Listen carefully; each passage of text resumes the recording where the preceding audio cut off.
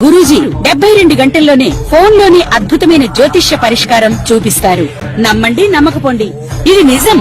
శ్మశాన కాళి రుద్ర చౌడీదేవి ఆరాధకులు నంబర్ 1 వశీకరణ స్పెషలిస్ట్ గురూజీ. మనిషి పుట్టుక నుండి చనిపోయే వరకు వచ్చే అన్ని క్లిష్టమైన సమస్యలకు పరిష్కారం ఇక్కడ లభిస్తుంది. విద్య, ఉద్యోగం, వ్యవహారం, స్త్రీ ప్రేమ, పెళ్లి, సంతానం, స్త్రీ పురుష వశీకరణం, భూవశం, భార్యాభర్తల కలహాలు, కోర్టు సమస్యలు, విడాకుల సమస్యలు, చేతబడి, అప్పుల బాధ, ఇంకా మీకు ఎలాంటి సమస్యలు ఉన్నా 72 గంటల్లోనే. ఓం గం గణపతయే నమః. స్వర్ణలక్ష్మి నమస్తే అస్తు. పరబ్రహ్మ స్వరూపిణి రాజ్యం దేహి ధనం దేహి సర్వకామాంచ దేహి మే. ఏప్రిల్ మంత్ లో 2-3 రకాలైన విశిష్టతలు ఉన్నాయి. చాలా ముఖ్యం అందరూ తెలుసుకోవటం. ఈ మంత్ లో జ్యోతిష శాస్త్రం ప్రకారం చూసుకుంటే 4 గ్రహాలు మారుతూ ఉన్నాయి. సూర్యుడు, కుజుడు, ఈ 2 క్రూర గ్రహాలు ఇవి మారుతూ ఉన్నాయి. బుధుడు, శుక్రుడు కూడా మారుతూ ఉన్నాయి. ఇవి శుభగ్రహాలు అనుకోవచ్చు. ఈ 4 యొక్క గ్రహాల యొక్క పరిస్థితిని, వాటి యొక్క స్థితిగతులను బట్టి ఈ మంత్ ఎలా ఉందో మనం చూద్దాం. ఇది కాకుండా ఇంకొకటి, ఈ మాసంలో మనకి అక్షయ తృతీయ ఉంది. 19వ తారీఖు వస్తుంది. ఎప్పుడైతే అక్షయ తృతీయ వస్తుంటో మంచి మంచి పనులు కనుక చేస్తే ఆ వచ్చిన పుణ్యం మనకి ఎప్పటికీ స్థిరంగా ఉంటుంది, ఎన్ని జన్మలైనా పోదు అని చెప్పేసి శాస్త్రంలో వివరించడం జరిగింది. ఇంకా అందరికి బాగా నానుడు ఏంటంటే ఆ రోజు ఏ పని కనుక చేస్తే మనకి స్థిరంగా ఉంటుంది. అందుకని బంగారం కొనుక్కోవటము, పవిత్రమైన వస్తువులు కొనుక్కోవటము, దాన ధర్మాలు చేయటం అనేది ఇంకా చాలా విశిష్టత కలిగిన గొప్ప మనకి అవకాశాన్ని జీవితంలో ఎదగటానికి ఈ రోజు అనేది పుణ్యప్రదంగా ఉంటుంది అని గమనించాలి. ఇవి కాకుండా ఈ మంత్ వచ్చేటప్పటికి 15 డేస్ వచ్చేటప్పుడు చైత్ర మాసంలో, ఇంకొక 15 డేస్ వైశాఖ మాసంలో ఉంటుంది. వైశాఖ మాసంలో ఉదక కుంభదానం అంటారు. అంటే పేరు ఏంటంటే చాలా టఫ్గా పెద్దగా ఉంటుందండి. సింపుల్ లాంగ్వేజ్లో చెప్పంటే వాటర్ బాటిల్స్ అనుకోవచ్చు. ఉదకం అంటే నీళ్లు, కుంభం అంటే పొట్టుకున్న పాత్ర. ఈ పాత్రలో కలిపి ఆ దానం కనుక చేయగలిగితే దాన్ని మహాపుణ్యం వస్తుంది అని చెప్తారు. అంటే ఎన్నో రకాల కర్మలన్నింటినీ ఇది పోగొడుతుంది అని చెప్తారు. ఉదాహరణకు మేము మా క్లయింట్కి ఒకళ్ళకి బెంగళూరులో ఈ ఉదక కుంభదానాన్ని 2-3 సంవత్సరాల క్రితం చేస్తాము. ఏం చేయాలి, ఒక రాగి చెంబు తీసుకొని దాని నుంచి మంచి నీళ్లు కొట్టుకొని అందులో ఒక యాలక్కాయ కానీ ఒక లవంగా కానీ వేసి దానికి కొంచెం పట్టిక కానీ ఏదైనా బెల్లం కానీ అందులో కొంచెం కలిపేసి ఆ చెంబుకి లేదంటే ఆ పాత్రకి మనం పసుపు కుంకుమ పెట్టి ఆ పాత్రతో సహా ఎవరికైనా సద్బ్రాహ్మణులు కానివ్వండి, వేద పండితులు కానివ్వండి, పితృ సమానులు కానివ్వండి, లేదా గురువు సమానులకు సంబంధించిన వాళ్ళకి కానీ మనం ఆ పాత్ర దానం చేయగలిగితే దాన్ని ఉదక కుంభదానం అంటారు. ఇలా చేయగలిగితే సూపర్. అలా చేయలేని వాళ్ళు కూడా దానికి మీరేం నిరుత్సాహపడిన అవసరం లేదు. 2 years బ్యాక్ ఎప్పుడైనా ఒక వీడియోలో చెప్తే ఇది ఏం చెప్పానంటే వాళ్ళకి వాటర్ బాటిల్స్ దొరుకుతాయి. మనకి చలివేంద్రాలని అవి ఇవన్నీ పెడుతూ ఉంటారు పూర్వకాలంలో. ఇప్పుడు ఆ రోజు అలా పెడితే ఎవరు వాటిని కూడా చూడరు, తాగరు. ఎందుకంటే ఎక్కడ మనం ఏ కంటామినేటెడ్ వాటర్ తాగుతాము, ఏమవుతుంది, ఏ హాస్పిటల్కి వెళ్తే మళ్ళీ 2-3 వేల బిల్లు అవుతుంది అని చెప్పేసి అందరూ భయపడుతూ ఉంటారు. కాబట్టి బెస్ట్ థింగ్ ఏంటంటే బ్రాండెడ్ వాటర్ బాటిల్స్ ఉంటాయి. అవి చక్కగా తీసేసుకొని అందరికి దానం చేసుకుంటూ వెళ్ళిపోతూ ఉంటే అదే పుణ్యం వస్తుంది. ఇప్పుడు కాలమాన దేశ పరిస్థితులకు అనుగుణంగా మార్చి చేసుకుంటే చాలా బాగుంటుంది. ఇది నేను చెప్పడం తోటి 2 years బ్యాక్ ఒక లేడీ నాకు ఫోన్ చేసి మీరు చెప్పిన ఉదక కుంభదానాన్ని వాటర్ బాటిల్స్ నేను నా ఆఫీస్ నా కార్లో పెట్టుకొని తీసుకుని వెళ్ళానండి, అందరికి చక్కగా ఇచ్చుకుంటూ వెళ్ళిపోయాను, అందరు థ్యాంక్స్ చెప్పారండి అని చెప్పారు. ఇలా మీరు చక్కగా నీళ్ళని, వాటర్ బాటిల్స్ వీటిని కనుక దానం చేస్తే చాలా చాలా కలిసి వస్తుంది. కర్కాటక రాశి చూసుకుంటే ఈ రాశిలో ఫస్ట్ ఉన్న నక్షత్రం వైపు చూసుకుంటే పునర్వసు 4వ పాదం, పుష్యమి 1, 2, 3, 4 పాదాలు, ఆశ్లేష 1, 2, 3, 4 పాదాలు అంతా ఈ రాశిలో ఉంటాడు. ఈ రాశి పేరు బలం ప్రకారం చూసుకుంటే హీ, హూ, హే, హో, డా, డి, డి, డో అన్న లెటర్స్ కూడా కర్కాటక రాశి కింద వస్తాయని గమనించాలి. 4 గ్రహాలు మారుతూ ఉన్నాయని మనం చెప్పుకున్నాం. ఈ 4 గ్రహాల యొక్క మార్పు వల్ల ఏంటి రాశి వాళ్ళకి ఎలా ఉండబోతుంది అంటే, సూర్యుడి వల్ల ద్వేషం క్రియాఫలం. ఫస్ట్ 15 డేస్ మీ చుట్టూ ద్వేషించే వాళ్ళు ఉంటారు. తర్వాత 15 డేస్ మీకు క్రియాఫలం, అనుకున్న వాటిల్లో మీరు పెట్టిన ఎఫర్ట్స్లో మంచి ఫలితం వస్తుంది. మార్స్ వల్ల, బుధుని వల్ల కొంచెం హెల్త్ కాంప్లికేషన్స్ ఉంటాయి. పనుల్లో ఆటంకాలు, ట్రాన్సాక్షన్స్లో, మూవ్మెంట్లో, జర్నీలో అక్కడక్కడ ఆటంకాలతో కూడుకొని పని అయ్యే అవకాశం ఉంటుంది. ఫైనల్గా శుక్రుడు మీకు అభయం, ఆల్రౌండ్ ప్రాస్పరిటీని ఇస్తున్నారు అని మనం చెప్పుకోవచ్చు.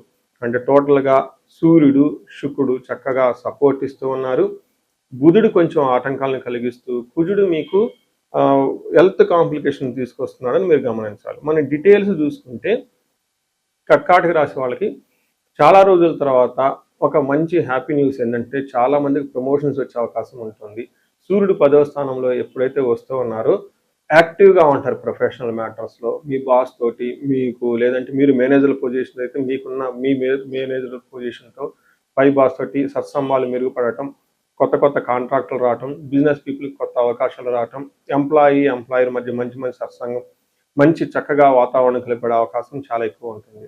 10వ స్థానంలో సూర్యుడు ఉంటే ఏమవుతుంది అంటే, మన మహర్షులు ఏం చెప్తారంటే, అర్ధసిద్ధి సదా ఆరోగ్యం, బంధుమిత్ర సమాగమ, రాజదర్శనం, సుసల్లాపో సుసౌఖ్యం, దశమే రవి.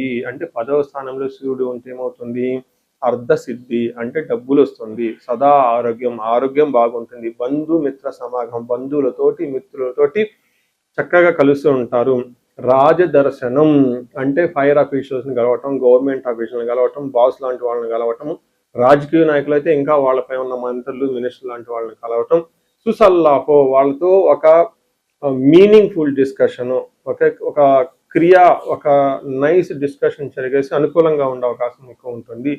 ఇది చాలా మంచి టైం. చాలా మందికి ప్రమోషన్స్ రావటం, జాబ్లు వచ్చే అవకాశం ఖచ్చితంగా ఉంటుంది ఈ రాశి వాళ్ళకి.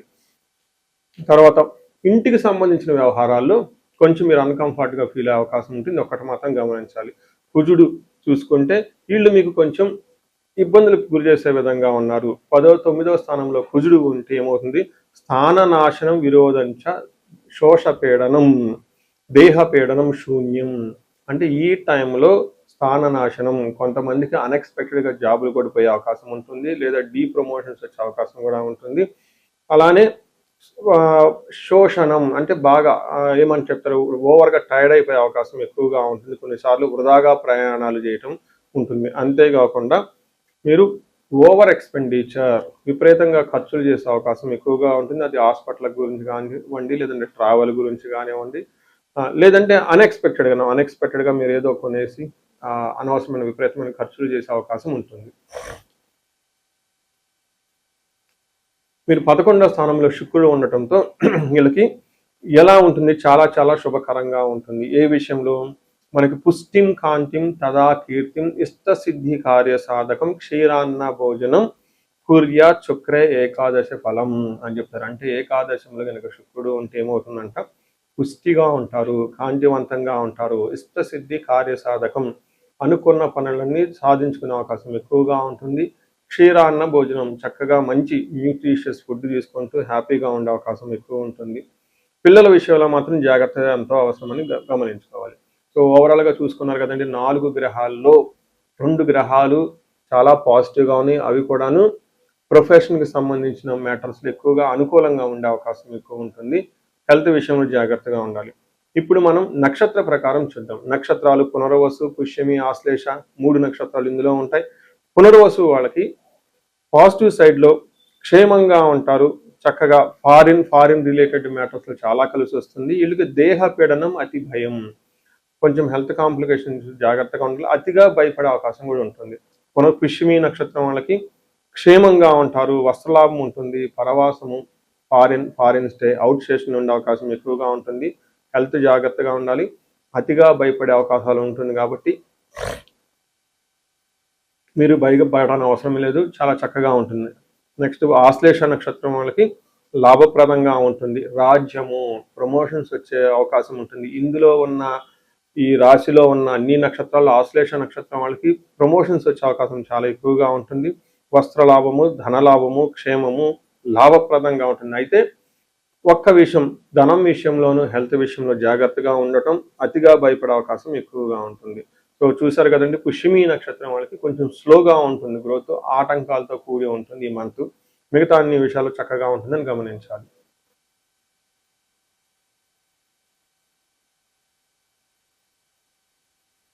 ఈ నక్షత్రం వాళ్ళకి, ఈ రాశి వాళ్ళకి మీరు పరిహారాలు కనుక చూసుకుంటే, వీళ్ళకి సుబ్రహ్మణ్యేశ్వర స్వామిని ఆరాధన చేయటము, లేదంటే నాగుల కట్ట, లేదంటే అశ్వతి కట్ట అంటారు, అక్కడ జంట నాగులకి అభిషేకం చేయటం, ఒక కొబ్బరికాయ కొట్టడం, చిన్న పూజలు లాంటివి కనుక చేసి 1 కేజీ కందులు కనుక దానం చేయగలిగితే చాలా బాగుంటుంది.